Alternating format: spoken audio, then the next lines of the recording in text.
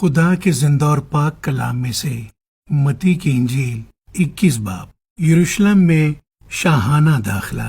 اور جب وہ یروشلم کے نزدیک پہنچے اور زیتون کے پہاڑ پر بیت فگے کے پاس آئے تو یسوع نے 2 شاگردوں کو یہ کہہ کر بھیجا کہ اپنے سامنے کے گاؤں میں جاؤ۔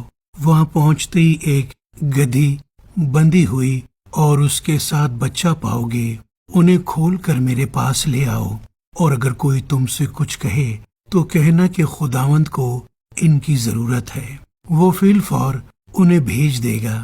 یہ اس لیے ہوا کہ جو نبی کی معرفت کہا گیا تھا وہ پورا ہو کے سیون کی بیٹی سے کہو کہ دیکھ تیرا بادشاہ تیرے پاس آتا ہے، وہ حلیم ہے اور گدھے پر سوار ہے، بلکہ لادو کے بچے پر۔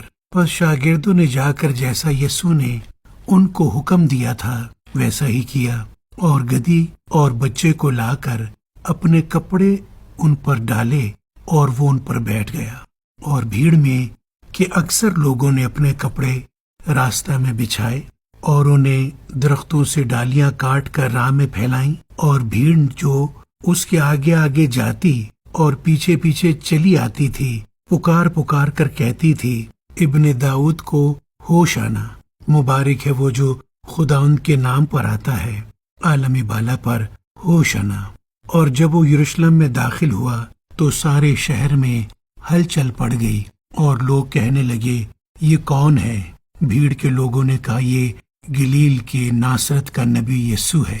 یسوع ہیکل میں جاتا ہے، اور یسوع نے خدا کی ہیکل میں داخل ہو کر ان سب کو نکال دیا جو ہیکل میں خرید و فروخت کر رہے تھے، اور صرافوں کے تختے اور کبوتر فروشوں کی چوکیاں الٹ دی، اور ان سے کہا لکھا ہے کہ میرا گھر دعا کا گھر کہلائے گا، مگر تم اسے ڈاکوؤں کی کھو بناتے ہو۔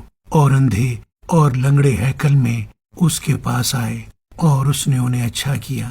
لیکن جب سردار کاہنوں اور فقیوں نے ان عجیب کاموں کو جو اس نے کیے اور لڑکوں کو ہیکل میں ابن داؤد کو ہوش آنا پکارتے دیکھا تو خفا ہو کر اس سے کہنے لگے، تو سنتا ہے کہ یہ کیا کہتے ہیں؟ یسوع نے ان سے کہا، ہاں، کیا تم نے یہ کبھی نہیں پڑھا کہ بچوں اور شیرخواروں کے منہ سے تو نے حمد کو کامل کرایا؟ اور وہ انہیں چھوڑ کر شہر سے باہر بیتنیا میں گیا اور رات کو وہیں رہا۔